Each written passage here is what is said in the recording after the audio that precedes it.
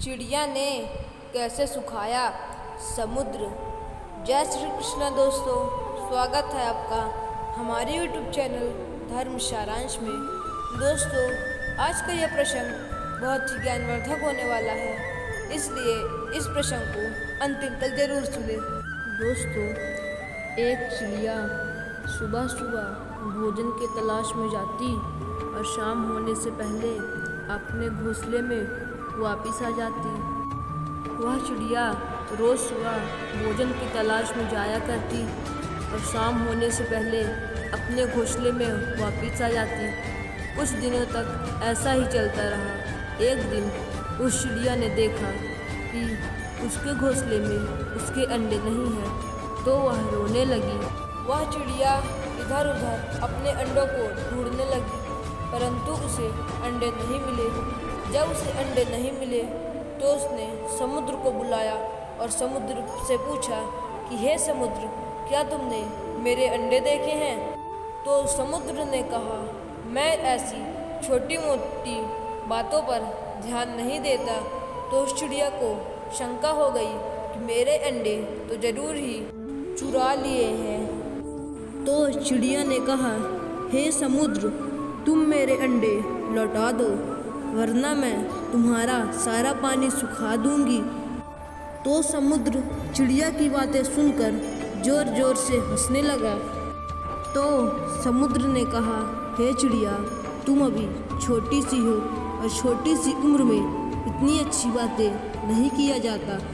तो चिड़िया को अपमानित महसूस हुआ। तो इस चिड़िया ने संकल्प लिया कि मैं तो समुद्र का पानी सुखा कर ही रहूँगी। चिड़िया अपने संकल्प के हिसाब से अपनी चोंच में पानी भर कर ले जाती और दूर गिरा आती। एक दो हफ्तों में ही चिड़िया कमज़ोर पड़ने लगी और उसे यह सब करते आसपास के जानवर देख रहे थे। सब पक्षी और जानवरों ने चिड़िया को समझाया कि वह समुद्र को सुखाने का संकल्प छोड़ दे। वह ऐसे बहुत कमज़ोर हो जाएगी और एक दिन उसका विनाश भी हो सकता है। पर चिड़िया अपनी जिद पर अड़ी रही और वह बोली, मैं यह संकल्प नहीं छोड़ूंगी। तो उनमें से एक पक्षी ने कहा, हमें चिड़िया का साथ देना चाहिए और हमें पक्षियों के राजा के पास चलना चाहिए, वही इसका उपाय बता पाएंगे। सभी पक्षी और जानवर पक्षियों के राजा के पास पहुंच गए और बोले, हे राजन, चिड़िया ने समुद्र को सुखाने का संकल्प लिया है, वह हमारी बात नहीं मान रही है, इसलिए राजन आप ही इसका कुछ उपाय बताएं। तो राजन कहने लगे, हे पक्षियों, वह समुद्र हमारी बात नहीं मानेगा, इसलिए हमको सबके कर्ता धर्ता भगवान विष्णु के पास चलना चाहिए। भगवान विष्णु बहुत ही दयालु हैं, वह बहुत अच्छे स्वभाव के हैं, वो अवश्य ही हमारी सहायता करेंगे। तब सभी पक्षी और वह राजन भगवान विष्णु के पास पहुँचे।